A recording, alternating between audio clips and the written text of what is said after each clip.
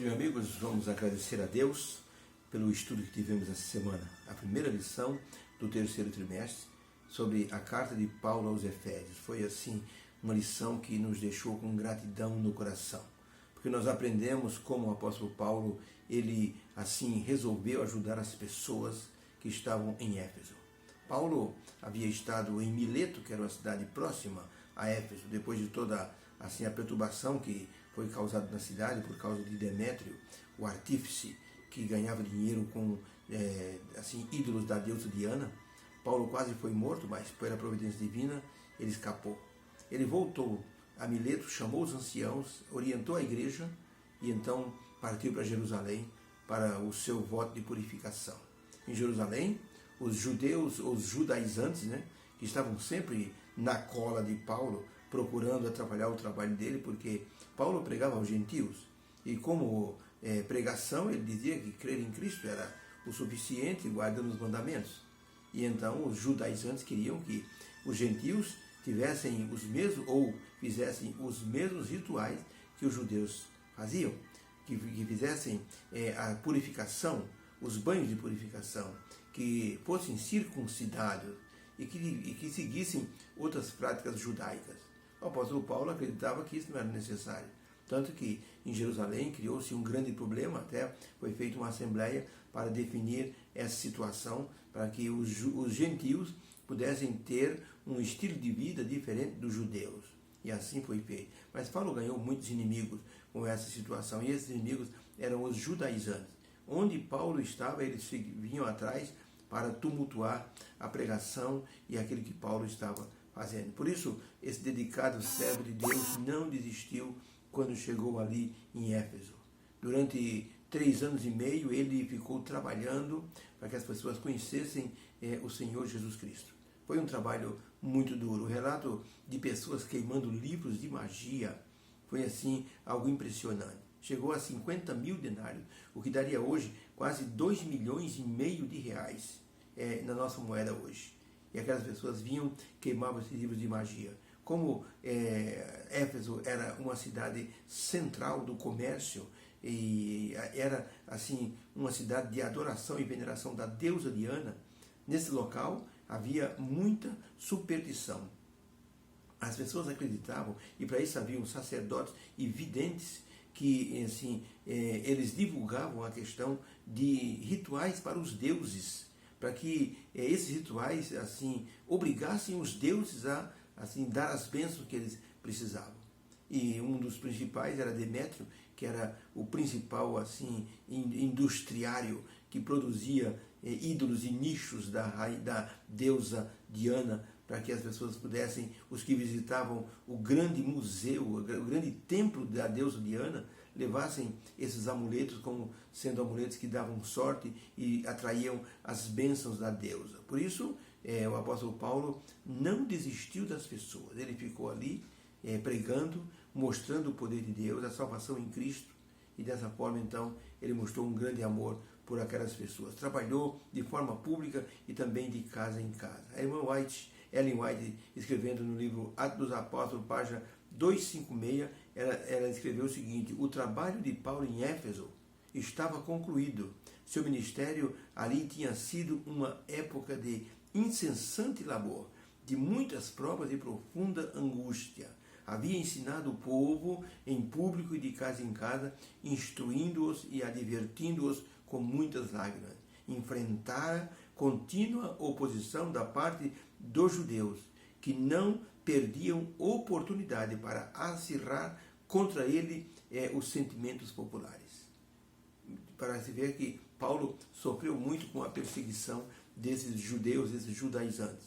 Um ponto forte da presença de Paulo em Éfeso foi a revolta produzida pelo artífice Demétrios, que viu na pregação de Paulo uma perda do faturamento das vendas dos objetos que ele produzia. E ele incitou os outros artesãos a criar uma revolta no anfiteatro, e por quase 2 horas o povo ficou gritando: grande é a Diana dos Efésios, grande, uma coisa assim estupenda. Paulo quis falar à multidão, mas os discípulos não deixaram, os apóstolos, porque senão ele seria trucidado pela multidão. Se não fosse o escrivão da cidade, apaziguar o povo e dizer para todo mundo: vocês vão embora daqui, porque o que vocês estão fazendo é rebelião. Se vocês têm alguma coisa contra alguém, vocês entrem com um processo, chamem o juiz e acusem essas pessoas. Mas vocês não têm.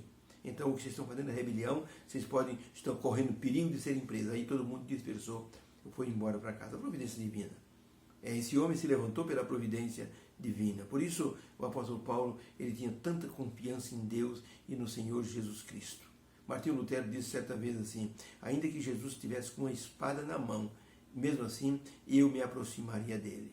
Houve um escritor chamado John Butworth, lendo essas palavras de Lutero: ainda que Jesus estivesse com a espada desembainhada na mão, eu me aproximaria dele, porque ele não iria me ferir, mas iria usar a espada para me proteger. Então, esse homem é John Butworth, grande líder cristão. Ele então resolveu seguir o exemplo de Lutero. E a exemplo de todos os pecadores, encontrou não Jesus com a espada na mão, mas de braços abertos para ampará-lo, protegê-lo e ajudá-lo. Por isso, as palavras de Mateus 11, 28 continuam sendo verdadeiras. Vinde a mim, todos que estáis cansados e oprimidos, e eu vos aliviarei. E ainda as palavras que estão em João: aquele que vem a mim, de maneira nenhuma eu o lançarei fora. Jesus demonstrou essa maravilhosa compaixão, morrendo por nós, e agora está intercedendo por todos nós no santuário celestial. Ele nunca vai afastar o pecador que se aproxima dele. Essa mensagem ficou bem clara na carta de Paulo aos irmãos de Éfeso e se aplica ao nosso caso também hoje, e no tempo que vivemos e ainda que viveremos. A lição do trimestre passado falou sobre a questão das 3 mensagens angélicas, da besta e de toda a perseguição que aconteceu no passado e que acontecerá no futuro bem próximo. Por isso, Paulo tinha uma preocupação muito grande, e ele expôs nessa carta para que as pessoas, assim, primeiro, não se, como diria, as pessoas não se escandalizassem e não perdessem a fé por causa da sua prisão. Paulo estava preso e as pessoas poderiam pensar: como é que um servo de Deus está preso? Onde está Deus que não livra o seu servo? Mas Paulo dizia: para mim, o viver é Cristo e o morrer é lucro. Paulo disse: eu não me importo, eu combati o bom combate, acabei a carreira, guardei a fé, não se preocupem. E Paulo dizia, escreveu para os Efésios: não se preocupem com a minha prisão, eu estou bem, estou trabalhando, estou mandando carta para as igrejas. E Tíquico, que era um mensageiro, dava essa notícia para as igrejas.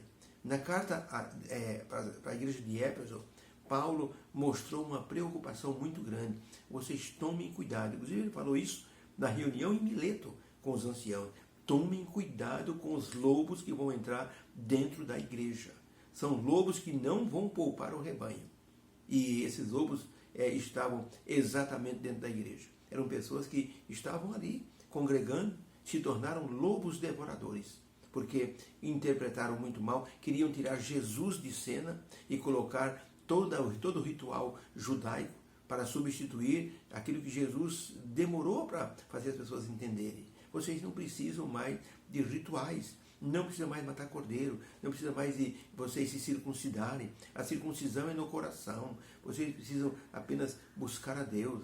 A minha graça salva vocês, mas vocês precisam obedecer os mandamentos para mostrar que estão salvos. Se me amardes, guardareis os meus mandamentos. Paulo mostrou tudo isso para as igrejas e principalmente para Éfeso. Mas os judaizantes, eles vieram para tumultuar a pregação de Paulo, e por isso Paulo diz: cuidado com os lobos devoradores que vão entrar dentro do rebanho e vão levar após si muitos discípulos. Por isso Paulo se preocupava em que a igreja estivesse fundamentada na palavra de Deus e nos mandamentos do Senhor. Que Deus nos abençoe. Que possamos ver nessa carta de Paulo uma preocupação de Jesus Cristo com todos nós. Paulo comparou a igreja a um corpo, onde existem vários membros que trabalham conectados para a pregação do Evangelho, para o avanço da obra. Nós somos parte desse corpo. Cristo é a cabeça. Paulo comparou a igreja a uma família, a um marido e uma mulher, onde Jesus é o esposo e a igreja é a esposa. Paulo comparou a igreja com um edifício que é assim, que está colocada sobre uma base forte, uma rocha que é Cristo. Paulo comparou a igreja a um exército e nos recomendou tomarmos a armadura divina para resistirmos às ciladas do diabo.